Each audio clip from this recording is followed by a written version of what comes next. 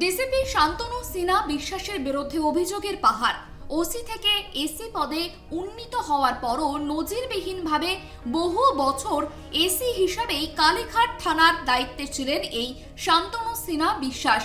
যেখানে এসি হয়ে যাওয়ার পর নিয়ম অনুযায়ী আর থানার দায়িত্বে থাকা যায় না, কিন্তু শাসক দলে তার প্রভাব এতটাই ছিল যে তাকে ওই থানাতে রেখে দেওয়া হয় দীর্ঘদিন। পুলিশের ওয়েলফেয়ারের নামে গঠিত ওয়েলফেয়ার কমিটির নেতৃত্বে থেকেও তিনি কলকাতা ও রাজ্য পুলিশের বিভিন্ন থানার ওসিদের বদলিতে প্রভাব খাটাতেন বলে অভিযোগ উঠেছে তার বিরুদ্ধে। এমনও দাবি রয়েছে যে পুলিশ কমিশনার ওসিদের বদলি অর্ডার বের করলে শান্তনু প্রভাব খাটিয়ে সেই লিস্ট প্রত্যাহার করাতেন একাধিকবার। তার পছন্দের অফিসারদের নামের তালিকা দিয়ে লিস্ট প্রকাশ করতে বাধ্য হন কলকাতা পুলিশ কমিশনার। 2024 সালের লোকসভা নির্বাচনের সময় নির্বাচন কমিশন তাকে কলকাতা থেকে জেলায় বদলির নির্দেশ দিলেও তা কার্যকর হয়নি বলে অভিযোগ। তার প্রভাব নিয়ে আরও নানান অভিযোগ রয়েছে।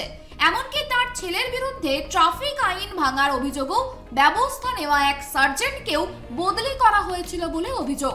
60 বছর বয়সে অবসর নেওয়ার কথা থাকলেও সরকার তাকে 2 বছরের সার্ভিস এক্সটেনশন দেয়। অভিযোগ, টাকার বিনিময়ে ওসিদের পোস্টিং করানো হতো তার প্রভাব খাটিয়ে। গল্প হলেও সত্যি।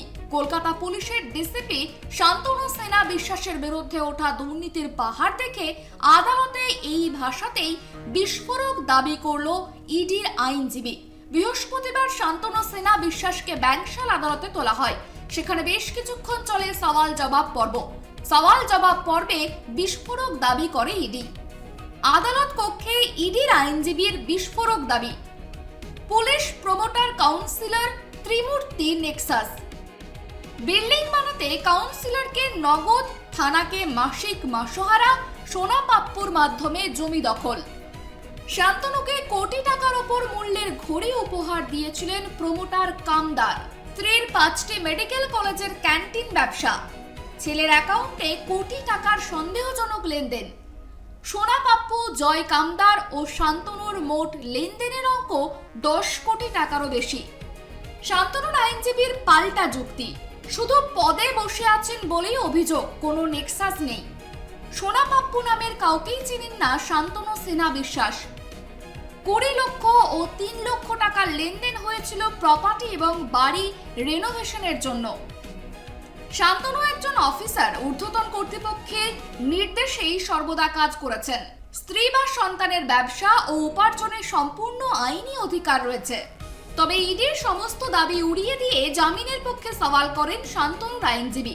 কিন্তু দুর্নীতি যে শিকড় অবধি পৌঁছেছে তা প্রমাণের স্বার্থে এবং বৃহত্তর ষড়যন্ত্রের জেরে তথ্য প্রমাণ নষ্টের আশঙ্কায় 14 দিনের ইডি হেফাজত চায় কেন্দ্রীয় তদন্তকারী সংস্থা। যেখানে অনেকজন ইনভলভ আছেন, যার মধ্যে উনিও একজন।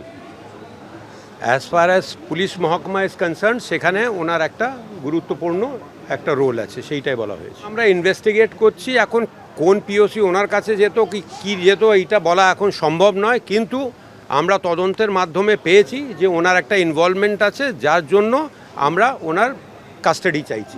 টাকা আছে, যেটা আগে বলছিলেন যে খুব কম টাকা, কি 1 কোটির কম, আমি বললাম একদম নয়, অনেকগুলো টাকা আছে। এবং আমাদের সঙ্গে কোনোভাবে উনি কোঅপারেট করছিলেন না। আমরা মোবাইল ফোন চাইলাম, ওইটাও উনি দেননি।